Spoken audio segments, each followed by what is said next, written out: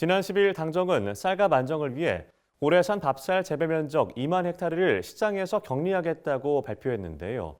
8개 농민단체 연대체인 농민의 길은 최근 용산 대통령실 앞에서 집회를 열고 정부의 이 같은 대책을 빈 껍데기라고 평가절하했습니다. 집회에 참석한 이들은 시장 격리의 경우 단번에 많은 양을 해야 효과가 있다며 과감하고 신속한 격리를 통해 쌀값을 안정시켜야 한다고 강조했습니다. 이호철 기자가 집회 현장에 다녀왔습니다. 8개 농민단체들의 연대체인 국민과 함께하는 농민의 길은 10일 오후 서울 용산 대통령실 앞에서 정부의 수학기 쌀값 대책을 규탄하는 집회를 열었습니다. 앞서 정부와 국민의힘은 같은 날 오전 국회에서 민당정 협의회를 열고 수학기 쌀값 안정 대책을 발표했습니다. 이날 당정은 쌀값 안정을 위해 재배 면적 2만 헥타르에 해당하는 밥쌀을 사료용으로 처분해 시장에서 격리하겠다고 밝혔습니다.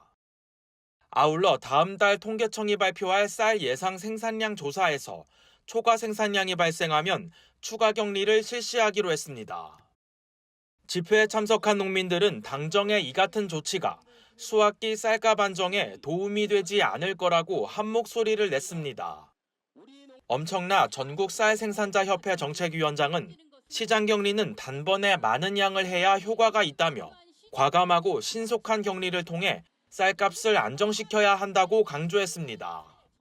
우리 시장 격리는 어떻게 해야 효과가 납니까? 저희는 이날 2016년부터 시장 격리는 단번에 많은 양을 해야 효과가 난다는 것을 수많은 경험으로 알고 있습니다. 하지만 오늘 발표한 계획을 보면요. 10월 달에 찔끔, 11월 달에 찔끔 하겠다는 겁니다.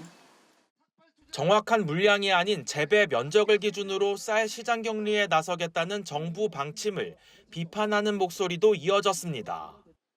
하원호 농민의 길 상임대표는 쌀값 대책에서 물량이 아니라 재배 면적을 언급한 것은 이번이 처음이라며 구체적인 매입 물량과 수매 가격 등이 없는 베일에 쌓인 대책이라고 지적했습니다. 2만 헥타르의 밥쌀 재배 면적을 사료용으로 처분하겠다고 합니다. 쌀값 대책에서 물량이 아니라 재배 면적이 나온 것은 아마 처음인 것 같습니다.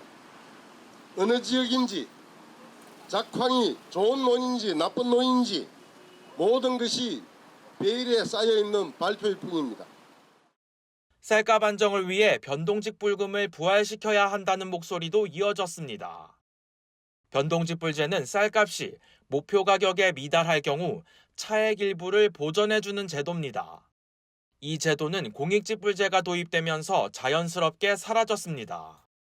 조경희 전농 전북도 연맹 부의장은 변동직 불제가 도입되면 정부가 직불금 지급에 투입되는 예산을 아끼기 위해 쌀값 안정에 더 힘쓸 것이라고 주장했습니다. 정부가 쌀 대책을 이렇게 개판을 하고 있는 이유는 딱 한 가지입니다. 쌀값이 아무리 떨어져도 책임져야 될 필요가 없기 때문입니다. 변동직 불금이 있으면 절대 그렇게 못합니다. 쌀값이 떨어지는 순간 변동직 불금으로 보상이 훨씬 더 많은 예산이 나갑니다. 무슨 수를 써더라도 쌀값이 떨어지지 않게 만드는 것이 정부의 역할입니다. 이날 집회에 참석한 농민들은 안정적인 쌀값 보장 이외에도 쌀 의무 수입 전면 중단, 2024년 공공비축 시행계획 재수립 등을 요구했습니다. MBS 이호철입니다.